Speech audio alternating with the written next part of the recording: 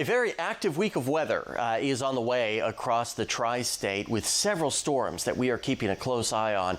During the work week, we're looking at two systems. One of them most likely will be on the white side. The other will be on the wet side. There is going to be a flooding threat as well. I can't let that get lost in the excitement over the snowfall. Still ironing out the exact track, what kind of snow amounts we're talking, and if we have any sort of a rain or snow line set up. And the best chance for that will be with the system on Tuesday. Right now it's looking like the closer you get to the Ohio River, the better chance you'll see of it being just mainly a wet snow, a very heavy wet snow. Great for snowballs, but it's going to take a lot to accumulate an inch or two. I think most of us will see mainly a cold rain, not just with the Tuesday event, but also the Wednesday event. And look at the precipitation amounts here. At least an inch, maybe as much as 3 or 4 inches of rainfall here for some of us, which is why I'm so concerned about the flooding threat here.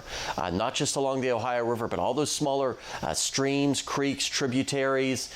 The ground is so saturated, all this water just runs off, and we could see some rapid rises here as we go through the week. But dry today with a couple of peaks of sunshine, maybe along the Ohio River. There is also the chance that a couple of stray showers south of the parkways and near the Tennessee line this afternoon.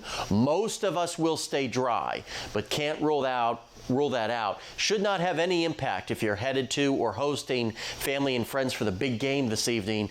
You should be okay.